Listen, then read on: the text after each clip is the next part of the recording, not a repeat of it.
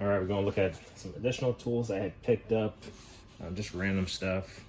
I'm still sipping on my German beer. That's, you've probably seen that German video. But I had these sitting there for a while.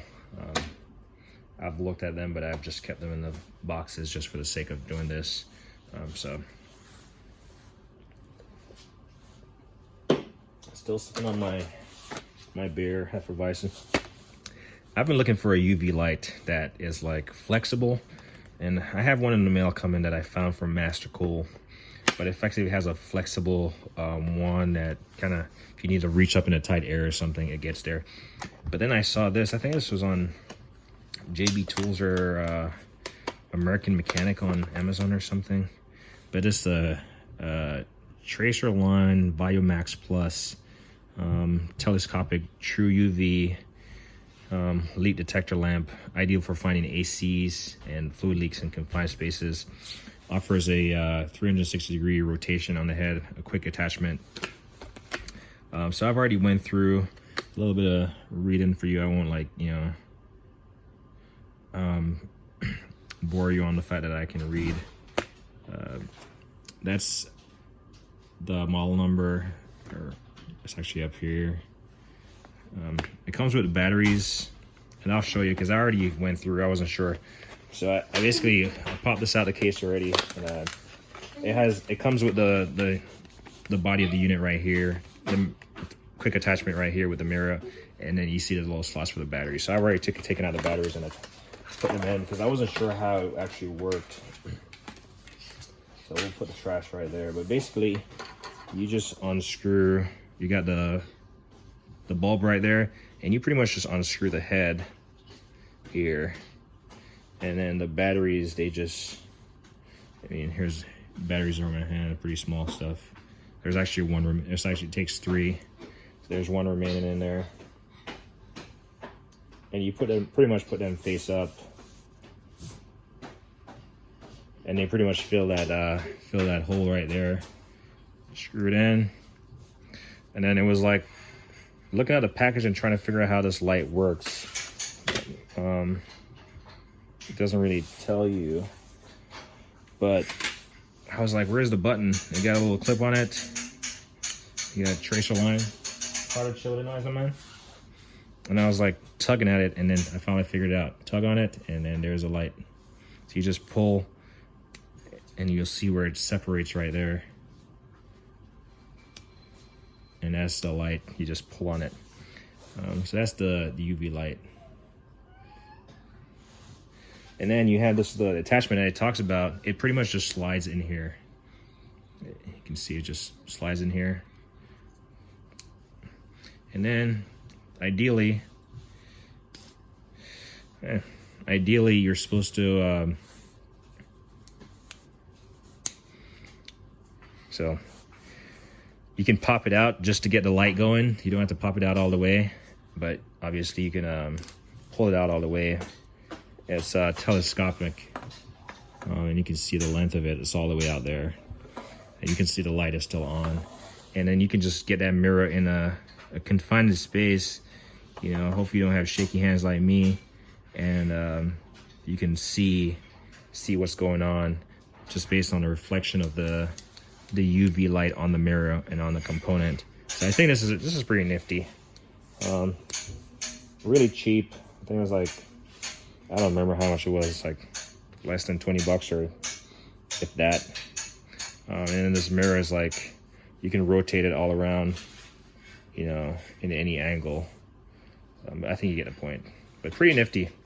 I do like it. You always have leaks in engines and AC systems, and having a system like this to really see in a confined space is really beneficial. Throw this in the trash for me. Actually, no, that's fine. I'll actually read this and see. Actually, let's see. So, super bright, true UV light, offers optimum fluorescent dye response and contrast, works with universal and ester and PAG AC dyes, as well as most fluid dyes. High quality pivoted mirror, provides ideal viewing at any angle, extends full 29 inches. to get deep in hard to reach areas. Simple to use, automatically turns on when a shaft is extended and turns off when a shaft is compressed. So that's what I was showing you. 100,000 hours LED service life, powered by 3 1.5 volt AG3 LR41 batteries. So at least for my memory, that's what it's powered by. If I go searching for what kind of battery, I can at least look back at this video. And in fact, I'm not sure if those, for my future sake, I'm not sure if the batteries are actually named. It's really hard to see. Yeah, L736 Foxtrot or something. So at least I have something to go off in case these batteries, they die and I need to find them replacement. But yeah, this was a random find. Picked it up, thought it was nifty, came in. Second thing I got was these AST Austin Mocker Specialty Tools AST 203. It's the SAE or fractional stud puller set. Comes in this kit. You know, those are different sizes that it has. 1/4 inch up to 5/8 sockets. 7-piece. Pretty nice. I bought these used. Normally they're like, I want to say they were like 80 bucks or something, and they were like, these were being sold as used on Amazon, so I got them. They do have a 4 or 5-piece metric set that I'm gonna get. It's like 40 bucks.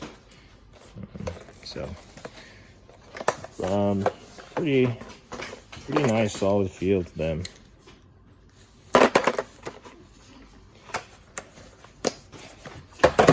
We'll put that there. What's this?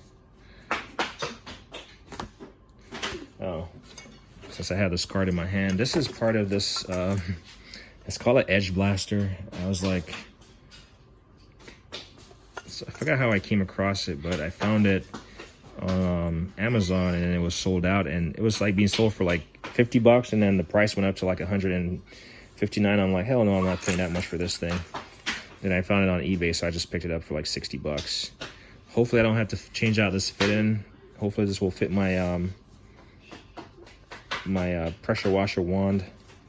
But basically, if you ever power washed your driveway and you get really close to the edge of the grass, that's why it's called Edge Blaster.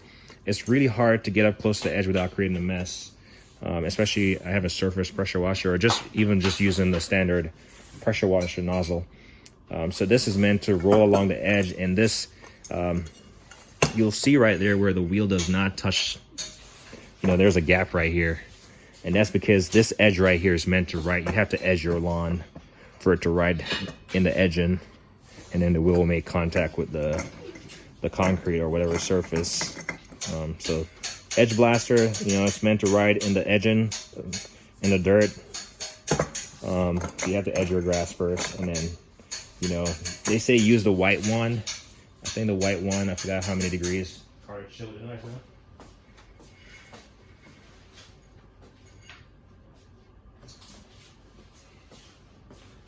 Sorry, I had to run over to my pressure washer and look.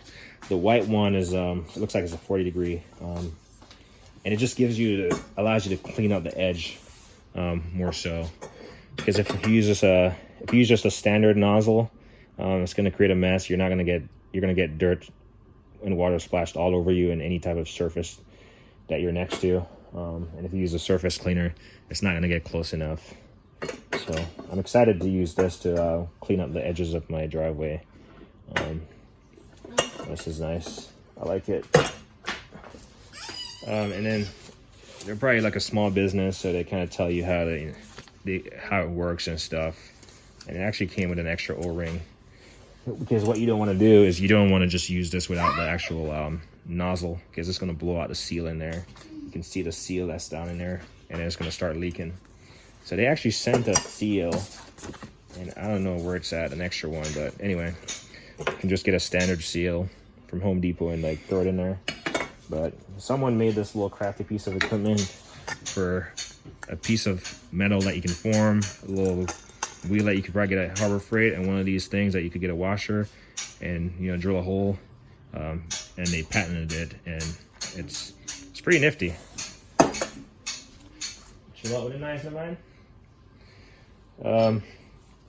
Saw these. It's a Vim Tools wrench extender, and even though I had the Mueller Keps, I just had to get this, and I do like this. It's the handle is solid feel. And then you put a wrench in there, and I can tell. I mean, this little lip right here, this little piece right here, would be the weak portion of it, but it's not weak in any sense. I'm just saying if anything has to go on this break first, it would just be this breaking off, and then it would be pointless. But pretty nice. I like the, oh, people go crazy about color, but I do like the green. And the shank is, I mean, if I had my caliper, I would measure it. Pretty solid. It's definitely beefy. The handle feels really good. Definitely the length feels really good if you're looking for additional extension.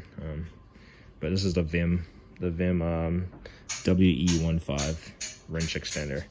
Pretty solid. Definitely, I haven't used it, but I would recommend it. I guess this is right here. So we'll take a look. We'll try to put this box on the frame. So I came across this. You know, most people, I've never heard about this company, Anvil, but it's a flex head, tube and ratchet and combination wrench set. It goes from 8 to 19. Let's see, does it skip a size? 8, 9, 10, 11, 12, 13, 14, 15, 16, 17, 18. Does not skip a size, all the way, metric 12 piece, all the way from 8 through 19. And if you're familiar with tools, you've probably heard about like the Trebus brand of ratchet and wrenches, and they sell a set that's exclusive to tool trucks, blah blah blah. And they're bulky. I do have a set, by the way, not the full set.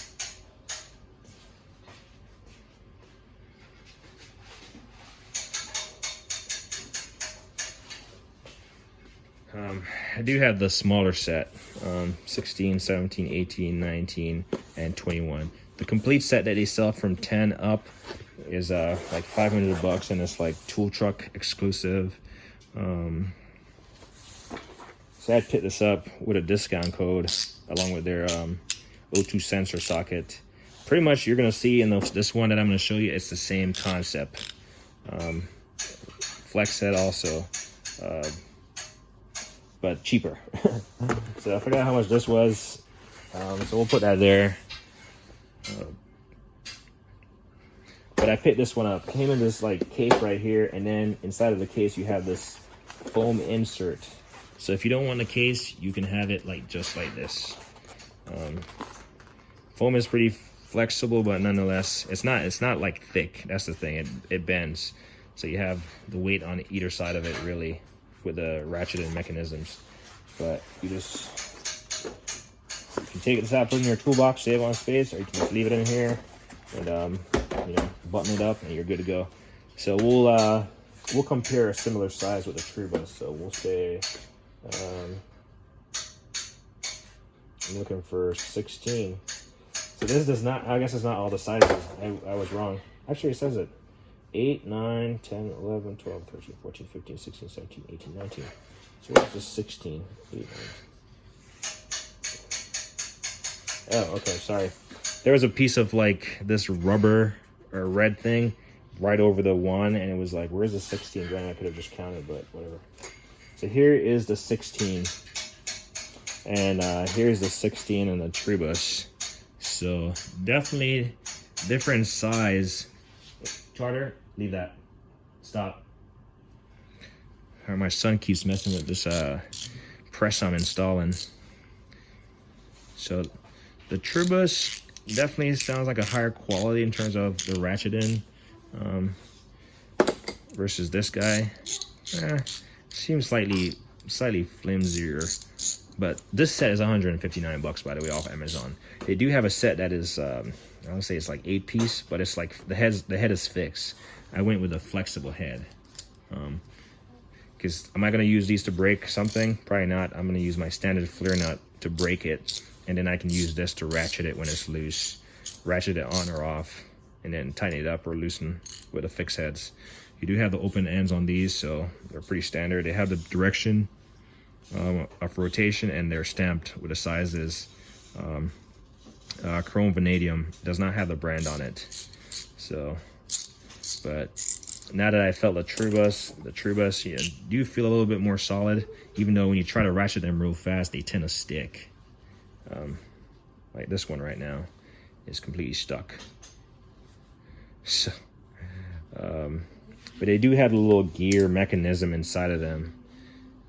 It's just like a fixed ratcheting thing here, and this just ratchets it around that portion. So, for how much these are gonna get used, 159 bucks, they're well worth it. I think clearly only time will tell, and use will tell whether or not these will keep up. But these aren't meant to like break something open. I mean, even if you went with a 10 millimeter, they're not meant to break something open. It's just meant to ratchet, you know, speed up your work.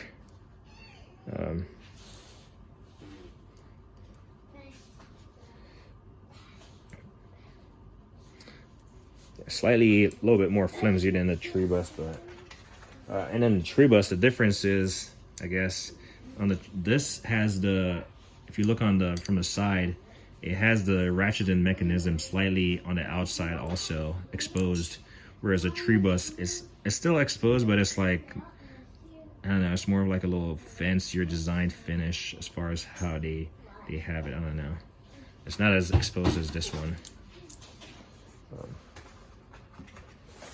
I would say had the tree bus not been tool truck exclusive and like 500 bucks, I probably would have had it, but you know, it's probably not worth my time and effort. So yeah, this was on purchase. And I thought it was unique. The ability to have that, so I picked it up. And I do like, one thing I do like about it is the fact that you can take this foam out of the casing. That's a pretty nice design. Keep all your tool organized, and the foam does not like leave a lot of room for like wasted space in your box. It's pretty compact. It does not, it will fit, you know, lengthwise, and it's not going to be taking up a lot of space. Like if I put this lengthwise in my box, it's like pretty nice, and I can set something on top of it because they're pretty much flush. But, and then the case is not bad. The case is pretty much your standard. I'm pretty sure this is like made in China. I think that's what it said on the actual box that it came in. But Anbull is the name, so we'll put that there. Picked up a Trusty Cook hammer. This is like a 80 ounce or something, if I'm correct. Or maybe it was like 80 bucks, but nonetheless, I bought it for 45. And the reason why I think they're selling it cheap is because you can tell someone went to town and like erased the Trusty Cook from right here. You know, I don't know why they didn't want the Trusty Cook labeling there, but made in the USA. Got a little flag on it, and it tells you to wear safety glasses. But pretty nice dead blow. Get like, you know, a little bit more heftier swing on something. It was pretty slick when I got it, like it was like greasy or something. But I wiped it down with some Tupper towel, cleaned it up. And this is what I was saying. This is a 45 ounce dead blow. I do like the feel of it in my hand. The Model 3, by the way. Again, another discounted item because it was being sold as used. I actually used this one when I was assembling my my drill press yesterday. Well, it's not completely assembled, but it's in the works. Yeah. This one does not say. So it says wear safety glasses on this side, but it does not say. Oh yeah, it does. Made in the USA. So I might wrap these handles. I kind of wish they were more rubbery, but I don't know if I'll wrap them or something. Or maybe it was because this one was slick yesterday. It's not so much slick right now. Still a little bit slick, but I think it's because it was used. Someone might have had some kind of greasy stuff on it. But yeah, pretty solid. I think I've had my. I think I'm good with hammers for now. Then OTC O2 socket. wrench, O2 wrench here, patent pending. If you can see right there, OTC 6500 is what they're calling this one. Flex head. Design, it's like a lot of grip and surface there. Has a spot for a 3/8 inch extension in there, or you can put a wrench on this. You can put a socket on it. You can put an extension in there. You can put a socket on it, or you could put a wrench on it or something to kind of give you a little bit more twist and leverage, if you will, just on this portion right here. Put a 6-point socket over it, like maybe a 12 or something, to get you a little bit more crank and leverage. However, whatever suits your need for getting those pesky O2 sensor sockets out. But or you could just use this as is. About 12 inches, I think, in length. Probably heard me mention this brand before. Laser Tools. This one is not stamped Laser Tools, but I got to be careful. You got this sharp carbide edge here. So this came. Oops. I'll screw this up. Okay. All right. We'll see. There we go. So this is meant to, when you have a rotor, and it has, after a time, it starts developing that lip when it starts wearing down, that outer lip. Sure enough, you can use like an angle grinder or one of those to kind of like grind it down or something, some other abrasive tool.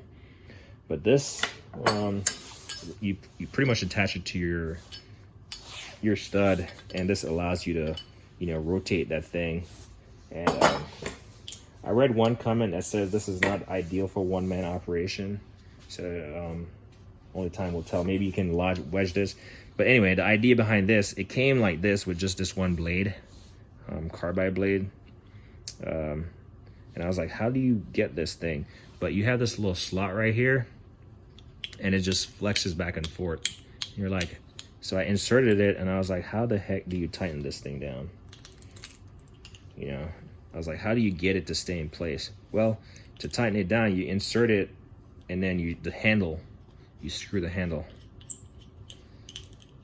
Make sure it just stays in place. You screw the handle, and obviously, this is a consumable item. Depends on how much you use it. So you don't have to get it fully exposed. You just have to get it somewhat exposed. I'm sorry, I'm gonna do this down here. And as you screw it in, pretty much once you put the blade in and you just leave it neutral, you kind of just screw it in, and it starts like raising. It starts raising this lip right here, and it presses down on there. I don't know if you can see it. It kind of raises up when you screw it. The handle, the screw end of the handle goes on there here and causes the back end to raise up, the front to push down, and that's provides a clamping force to keep the blade in place. And you kind of just tighten it. You don't have to over tighten it because the thing is not going any further than further than it's allowed right here. So crank it down. You put this on the thing, and you hold it against it, I'm assuming, and then you just rotate the rotor, and it kind of just uses the carbide edge to like clean it up. So that's that. But pretty nifty tool. Again, I like nifty tools that are, at least they seem practical. Only application will tell. You've probably seen me talk about laser tools before. Again, I mean, I've said that just a second ago, but they're quick or hard to reach hard to reach access sockets is how you want to call them. First of all, I've seen people do this. This kind of, it doesn't annoy me, but I think it's odd. You'll find people with tools that come with these plastic coverings, and they'll have them in their toolbox, covered up. And I can understand, but I mean, if you want to save the plastic, just put it like this, so you can always just reach for your item and grab it I mean, yeah, it's going to be a little bit slippery in a toolbox or something, but it shouldn't be moving around if you had other stuff in there. Either way, it's not going far. But anyway, that's a tantrum. Laser Tools 7601. Difficult access sockets is what they call them. I had one from JTC. Pretty. What's the word I'm looking for? Not great quality, I would say. And then I have another tool, ones from Laser Tools that aren't complete. It's like a 6-piece set. And then I saw these and I was like, well, I kind of want to fill in the gap, but I don't see them being sold individually. And I do like this case. Put it in your box. Just leave it. You know, if you're missing something, you know all the sizes. So it comes with 10, 11, 12, 13, 14, 15. Skips 16, goes to 17, skips 18, and goes to 19, right? So it skips sizes 16 and 18. I wish it has those. I wish it has those. I can't even talk. Wish it had those, but it is what it is. But pretty solid feel, and these actually have laser on the side. Not engraved, it's kind of just on there, printed, so they will come off. But pretty solid feel. Chrome vanadium, 19 millimeter, stamped in there, all the sizes. But you have a line or something that you need to work around, much like the ANBUS. Much like the ANBUS, these would go hand in hand as far as like doing those lines and stuff. But, and again, these are what 1/4 inch. They have to be. And you can hear the sound of them. Pretty solid. Yeah, 1/4 inch drive. So, actually, let's make sure. Yep, they're all 1/4 inch drive. I know some sets will be like 1/4 and mixing with half the bigger the sizes go, but I think these are pretty solid. Pretty solid. I know I've seen guys do videos and Snap-on makes a version of these. I'd be interested to see how much that thing costs. But Laser Tools is a UK company. Then I got Koken. That's a 22 millimeter made in Japan, right? So do I have a lug nut for 22 millimeter? No, mine's are 19, but I did buy the set. Let me show you real quick.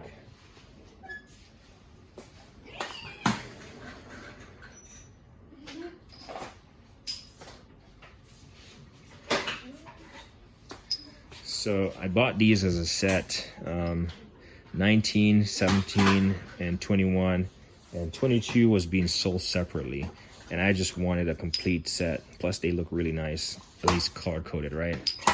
Your red, blue, yellow, and white. So this 3 set were like 69 bucks, and this one was like 36. So $100 for 4 sockets, but extended sockets. But if I use any, I'll use a 19 millimeter, because that's what my lugs are. I mean, yeah, you can use these on other things if you need a little bit more reach, but for one, they look good. So that's why I end up getting the 21. And then if you've seen the video on these before, these had like a little like thing inside of them. One guy commented this morning that maybe it's used for like impacts or something, that's you're not switching the sockets out as quite a bit. Well, it goes right through the center and it wraps around, so there's no way you can get your anvil in there without removing that thing.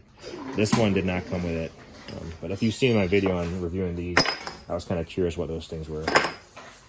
Still haven't found out, but harder chill the noise now. And then, you know how much I enjoy my air hammer, so I got a air hammer air chisel set, extra long for hard to reach areas. Basically, you got your standard flat shank just to reach out and touch something, like drive a bolt or something through a stud. Then you got your little concave here. Then you got your tie rod. So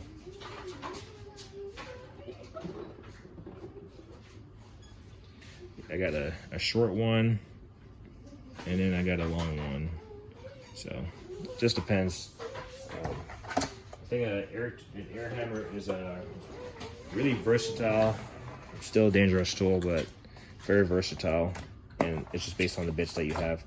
And then you got this, you can put your 1/2" impact on it with a wrench and use your air hammer to like get that that impacting force to loosen that rusted part while you're cranking on it, and it will come loose, especially if you add some heat.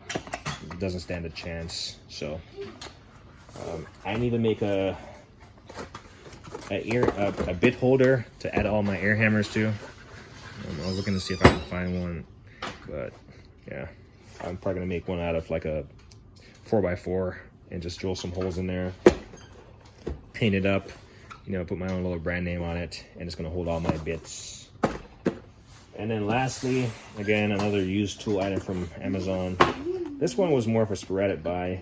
Really, I didn't need it, but for the price, it was being discounted, and the brand name, I got it. But it's the Mueller-Kebs star bits, I think you want to call them. I was looking at them, they're not really used or anything. But